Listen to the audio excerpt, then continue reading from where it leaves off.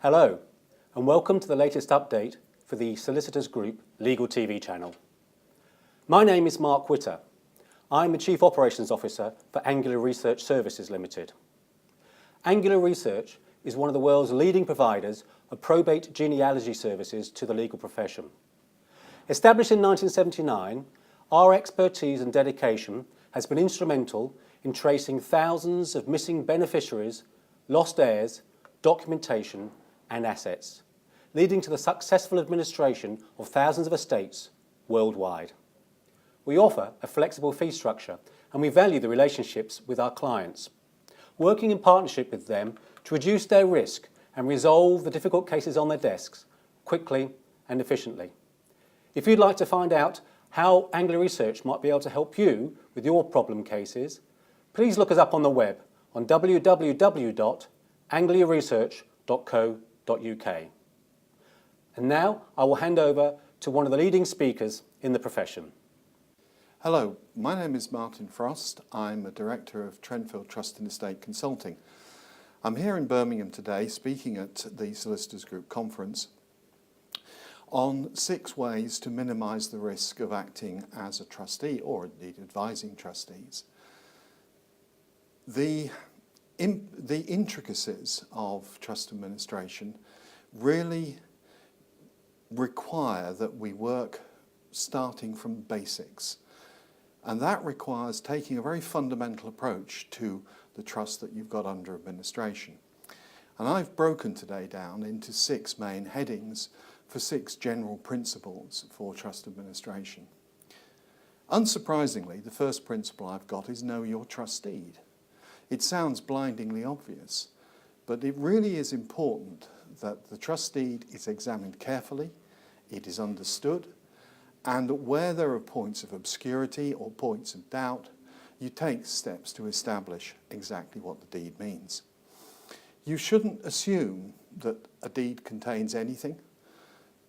Just because normally you prepare a trust with certain provisions in, you shouldn't assume it's there in all of them.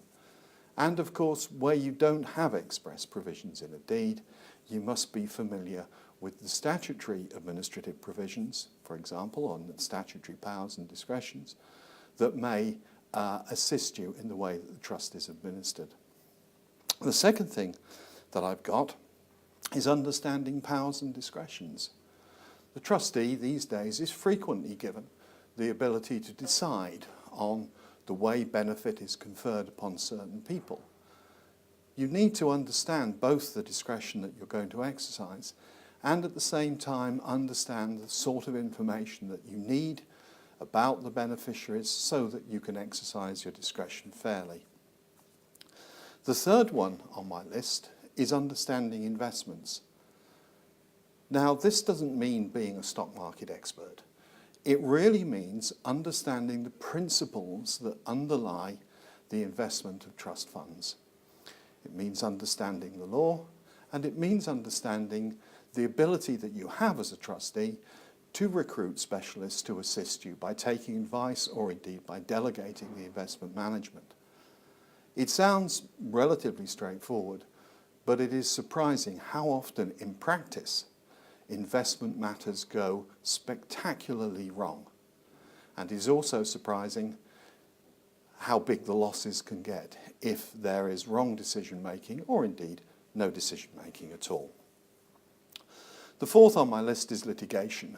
I'm not saying a great deal about that today, but really making people understand that litigation has traps for the trustee and basic precautions, particularly to understanding your cost risk, become absolutely vital. My last 2 on my 6 main points will probably elicit groans from people because they are really very fundamental. Trust accounting, the value of trust accounts. Trust accounts are not merely a chore, something that you've got to go through to send some paper to a beneficiary that they might not understand. Trust accounting, when used properly, is really creative because it provides you with a good management tool to understand what is going on in a trust and to help you understand that it conforms to your deed. The last point, as I've already said, is record keeping. Record keeping is a chore. Keeping correspondence, keeping copy documents, keeping it in order so that it can be accessed, having information available on the trust, having minutes of trustees' decisions, having minutes of trustees' meetings. These are all fairly basic clerical areas, but if approached properly and you maintain a correct record of what has gone on in a trust, it becomes very, very much easier for that trust to be managed for the future. So those are today's 6 main topics. Obviously, at the conference itself, I speak in a bit more detail on them, but they are 6 basics really to underline a safe approach to trust administration. Thank you.